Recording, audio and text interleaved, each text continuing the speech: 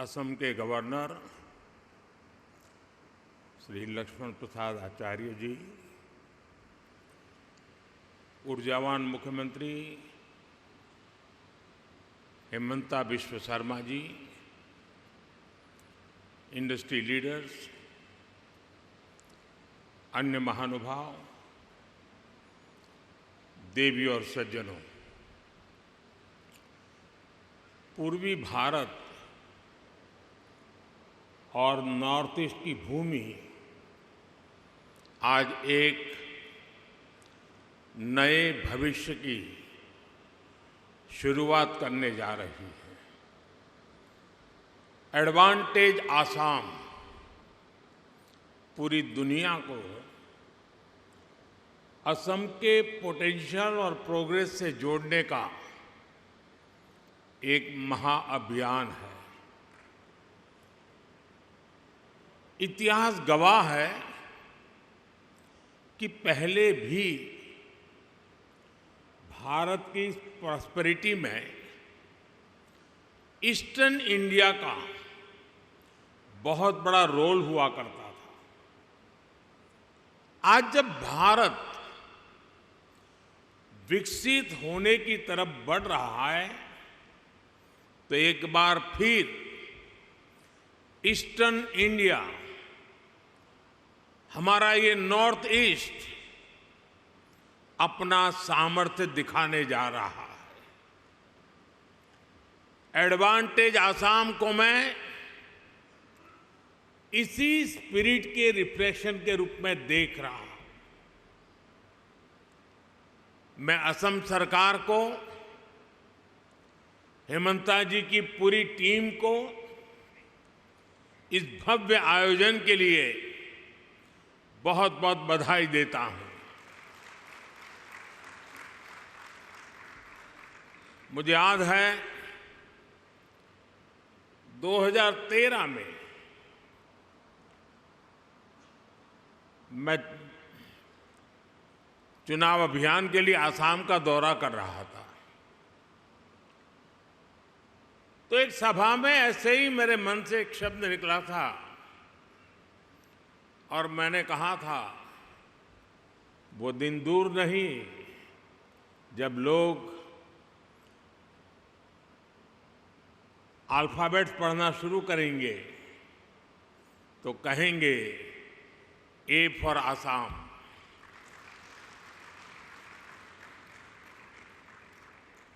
साथियों, आज हम सभी वैश्विक परिस्थितियों को बहुत बारीकी से देख रहे हैं, समझ रहे हैं। ये ग्लोबल अनसर्टेनिटी के बीच भी दुनिया के तमाम एक्सपर्ट्स उनके भीतर एक बात को लेकर सर्टेनिटी है, और वो सर्टेनिटी है भारत के तेज ग्रोथ को लेकर। भारत पर इस भरोसे का बहुत ठोस कारण है। आज का भारत आने वाले 25 साल की इस 21वीं शताब्दी के लॉन्ग टर्म विजन को ध्यान में रखते हुए एक के बाद एक कदम उठा रहा है, व्यापक स्तर पर काम कर रहा है। आज दुनिया का भरोसा भारत की युवा आबादी पर है, जो बहुत तेजी से स्किल्ड हो रही है, इनोवेट कर रही है। आज दुनिया का भरोसा भारत के उस नियो मिडिल क्लास पर है जो गरीबी से निकलकर नई एस्पिरेशन के साथ आगे बढ़ रहा है। आज दुनिया का भरोसा भारत की उस 140 करोड़ जनता पर है जो पॉलिटिकल स्टेबिलिटी और पॉलिसी कंटिन्यूटी को सपोर्ट कर रही है। आज दुनिया का भरोसा भारत की उस गवर्नेंस पर है जो लगातार रिफॉर्म कर रही है। आज भारत अपनी लोकल सप्लाई चेन को मजबूत कर रहा है। आज भारत दुनिया के अलग अलग रीजन्स के साथ फ्री ट्रेड एग्रीमेंट्स कर रहा है। ईस्ट एशिया के साथ हमारी कनेक्टिविटी लगातार सशक्त हो रही है और नया बन रहा India middle east Europe economic corridor भी अनेक नई संभावनाएं लेकर आ रहा है। साथियों, भारत पर मजबूत होते ग्लोबल ट्रस्ट के बीच आज हम सभी यहां असम में जुटे हैं, मां कामाख्या की धरती पर जुटे हैं। भारत की ग्रोथ में असम का कंट्रीब्यूशन लगातार बढ़ता जा रहा है। 2018 में एडवांटेज असम समिट का पहला एडिशन आयोजित हुआ था। तब असम की इकोनॉमी 3.25 लाख करोड़ रुपए की थी। आज असम करीब 6 लाख करोड़ रुपए की इकोनॉमी वाला राज्य बन गया है। यानी भाजपा सरकार में सिर्फ 6 सालों में असम की इकोनॉमी की वैल्यू डबल हो गई है। ये डबल इंजन की सरकार का डबल इफेक्ट है। असम में हुए ढेर सारे इन्वेस्टमेंट ने, आप सभी ने असम को अनलिमिटेड पॉसिबिलिटीज का राज्य बना दिया है। असम सरकार यहां एजुकेशन, स्किल, अन्य कई प्रकार के डेवलपमेंट और साथ साथ बेहतर इन्वेस्टमेंट एनवायरनमेंट पर फोकस कर रही है। बीते सालों में भाजपा सरकार ने यहां कनेक्टिविटी से जुड़े इंफ्रास्ट्रक्चर पर बहुत काम किया है। मैं आपको एक उदाहरण देता हूं। साल 2014 से पहले ब्रह्मपुत्र नदी पर बस 3 पुल थे। यानी 70 सालों में सिर्फ 3 ब्रिज। लेकिन बीते 10 सालों में हमने 4 नए ब्रिज बनाए हैं। हमने इनमें से एक ब्रिज का नाम भारत रत्न भूपेन हजारिका जी के नाम पर रखा है। असम को 2009 से 2014 के बीच रेल बजट में औसतन 2,100 करोड़ रुपए मिले थे। हमारी सरकार ने असम के रेलवे बजट को 4 गुना से ज्यादा बढ़ाकर 10,000 करोड़ रुपए तक पहुंचा दिया। असम के 60 से ज्यादा रेलवे स्टेशन को भी मॉडर्नाइज किया जा रहा है।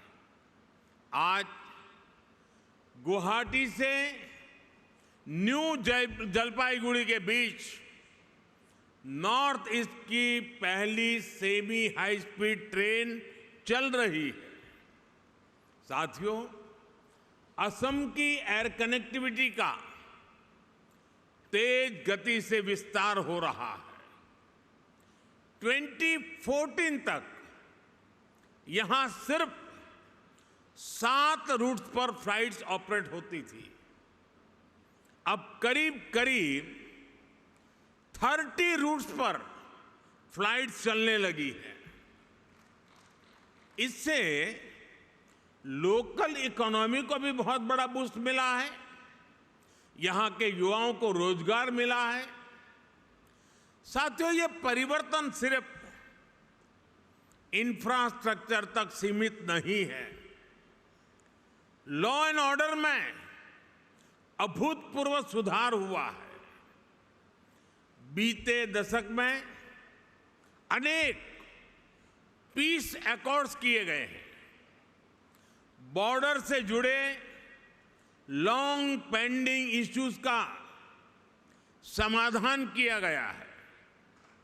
आज असम का हर रीजन, हर नागरिक, हर युवा यहां के विकास के लिए दिन रात मेहनत कर रहा है।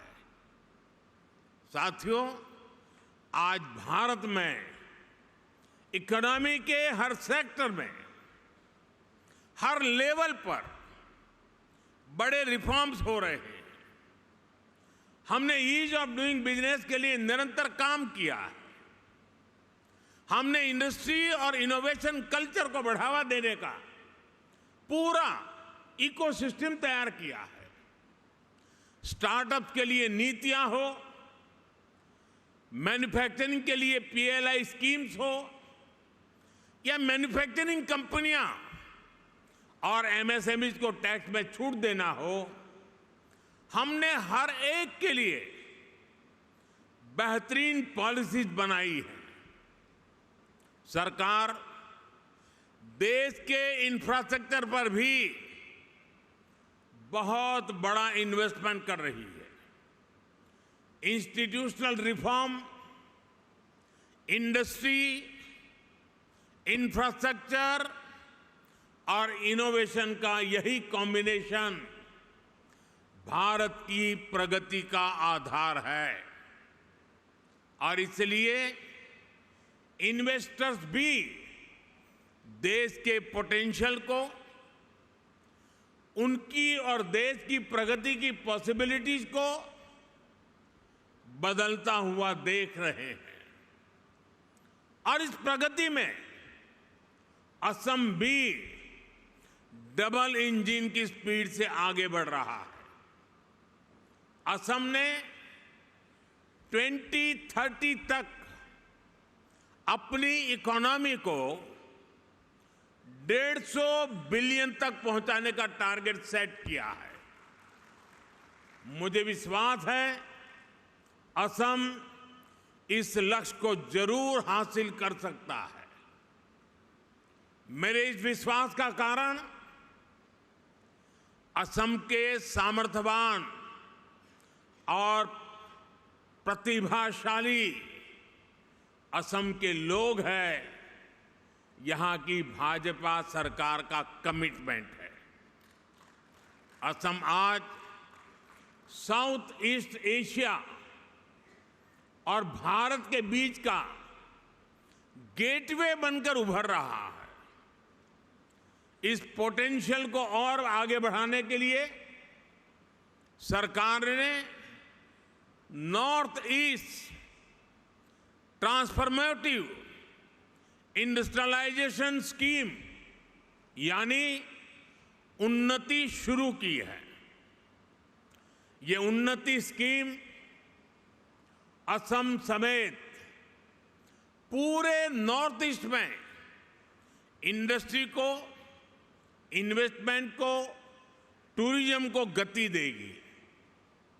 मैं इंडस्ट्री के आप सब साथियों से कहूंगा, इस स्कीम और असम के अनलिमिटेड पोटेंशियल का पूरा लाभ उठाइए। असम की नेचुरल रिसोर्सेज और स्ट्रेटेजिक लोकेशन इस राज्य को इन्वेस्टमेंट का प्रीफर्ड डेस्टिनेशन बनाती है। असम के सामर्थ्य का एक उदाहरण असम टी है। असम टी अपने आप में एक ब्रांड है जो दुनिया भर में चाय के शौकीनों के जीवन का हिस्सा बन चुकी है। असम टी को 200 साल पूरे हो चुके हैं। ये लेगेसी असम को बाकी सेक्टर्स में भी आगे बढ़ने के लिए प्रेरित करती है। साथियों, आज ग्लोबल इकोनॉमी में बहुत बड़ा बदलाव हो रहा है। पूरी दुनिया एक रेजिलिएंट सप्लाई चेन की मांग कर रही है और इसी कालखंड में भारत ने अपने मैन्युफैक्चरिंग सेक्टर को आगे बढ़ाने के लिए मिशन मोड पर काम शुरू किया है। हम मेक इन इंडिया के तहत लो कॉस्ट मैन्युफैक्चरिंग को बढ़ावा दे रहे हैं। फार्मास्यूटिकल्स, इलेक्ट्रॉनिक्स, ऑटोमोबाइल, हमारी इंडस्ट्री ना सिर्फ डोमेस्टिक डिमांड्स को पूरा कर रही है, बल्कि इंटरनेशनल मार्केट में भी मैन्युफैक्चरिंग एक्सेलेंस के नए बेंचमार्क बना रही है। इस मैन्युफैक्चरिंग रिवॉल्यूशन में असम बहुत बड़ी भूमिका निभा रहा है। साथियों, असम की ग्लोबल ट्रेड में हमेशा से एक हिस्सेदारी रही है। आज पूरे भारत के ऑन शोर नेचुरल गैस प्रोडक्शन का 50% से ज्यादा शेयर असम के पास है। बीते कुछ सालों में यहां की रिफाइनरीज की कैपेसिटी में बहुत बड़ी वृद्धि की गई है। इलेक्ट्रॉनिक्स, सेमीकंडक्टर्स और ग्रीन एनर्जी जैसे इमर्जिंग सेक्टर में भी असम तेजी से उभर रहा है। सरकार की पॉलिसीज के कारण असम हाईटेक इंडस्ट्रीज के साथ साथ स्टार्टअप्स का भी हब बन रहा है। साथियों, अभी कुछ दिन पहले ही बजट में केंद्र सरकार ने नामरूप 4 प्लांट को भी मंजूरी दी है। आने वाले समय में ये urea production plant north east सहित पूरे देश की यूरिया की डिमांड को पूरा करेगा। वो दिन दूर नहीं जब असम पूर्वी भारत का एक बड़ा मैन्युफैक्चरिंग हब बनेगा और इसमें केंद्र सरकार हर तरह से राज्य की भाजपा सरकार को मदद कर रही है। साथियों, 21वीं सदी में दुनिया की प्रोग्रेस डिजिटल रिवॉल्यूशन, इनोवेशन और टेक्नोलॉजिकल प्रोग्रेस पर निर्भर है। इसके लिए हमारी तैयारी जितनी बेहतर होगी, दुनिया में हमारी ताकत भी उतनी ज्यादा होने वाली है। इसलिए हमारी सरकार 21वीं सदी की पॉलिसीज और स्ट्रेटेजीज के साथ तेज गति से आगे बढ़ रही है। हम सब जानते हैं कि इलेक्ट्रॉनिक्स और मोबाइल मैन्युफैक्चरिंग में बीते 10 साल में भारत ने कितनी बड़ी छलांग लगाई है। अब इसी सक्सेस स्टोरी को भारत सेमीकंडक्टर प्रोडक्शन में भी रिपीट करना चाहता है। मुझे गर्व है कि असम सेमीकंडक्टर मैन्युफैक्चरिंग में भी भारत के एक महत्वपूर्ण सेंटर के रूप में विकसित हो रहा है। कुछ महीने पहले असम के जागीरोड में Tata semiconductor assembly and test facility की शुरुआत हुई है। ये प्लांट आने वाले समय में पूरे नॉर्थ ईस्ट में टेक्नोलॉजिकल ग्रोथ को प्रमोट करने वाला है। साथियों, सेमीकंडक्टर सेक्टर में इनोवेशन के लिए हमने आईआईटी के साथ भी कोलैबोरेट किया है। इसके लिए देश में एक सेमीकंडक्टर रिसर्च सेंटर पर भी काम किया जा रहा है। इस दशक के अंत तक इलेक्ट्रॉनिक सेक्टर की वैल्यू $500 बिलियन तक पहुंचने वाली है। हमारी जो स्पीड और स्केल है, उससे तय है कि भारत सेमीकंडक्टर प्रोडक्शन की एक बड़ी ताकत बनकर के उभरेगा। इससे लाखों लोगों को रोजगार मिलेगा और असम की इकोनॉमी को भी फायदा होगा। साथियों, बीते 10 सालों में भारत ने अपनी एनवायरमेंटल रिस्पॉन्सिबिलिटीज को समझते हुए भी नीतिगत निर्णय किए हैं। दुनिया हमारे रिन्यूएबल एनर्जी मिशन को एक मॉडल प्रैक्टिस मानकर इसे फॉलो कर रही है।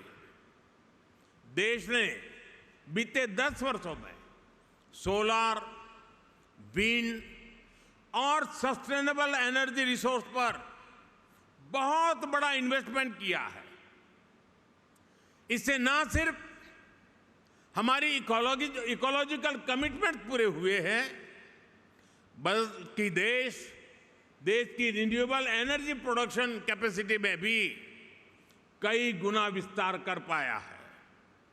हमने 2030 तक देश की एनर्जी कैपेसिटी में 500 गीगावाट रिन्यूएबल एनर्जी कैपेसिटी में के एडिशन का लक्ष्य बनाया है। 2030 तक देश का annual green hydrogen production 5 million metric tonne हो, सरकार इसके लिए मिशन बनाकर काम कर रही है। देश में गैस इंफ्रास्ट्रक्चर बढ़ने के कारण डिमांड भी तेजी से बढ़ी है। गैस बेस्ड इकोनॉमी का पूरा सेक्टर तेजी से एक्सपांड हो रहा है। इस जर्नी में असम के पास बहुत बड़ा एडवांटेज है। सरकार ने आप सबके लिए बहुत सारे रास्ते बनाए हैं। पीएलआई स्कीम से लेकर ग्रीन इनिशिएटिव के लिए बनी सारी पॉलिसीज आपके हित में हैं।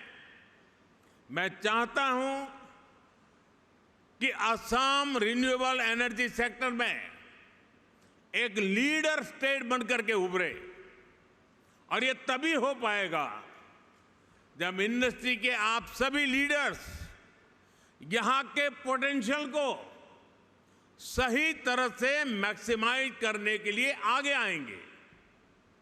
साथियों, 2047 तक भारत को विकसित भारत बनाने में पूर्वी भारत की भूमिका बहुत बड़ी होने वाली है।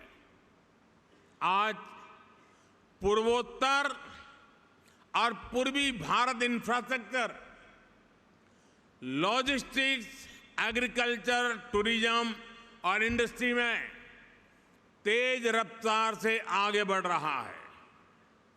वो दिन दूर नहीं जब दुनिया भारत की डेवलपमेंट जर्नी में इस क्षेत्र को सबसे आगे बढ़ते हुए देखेगा।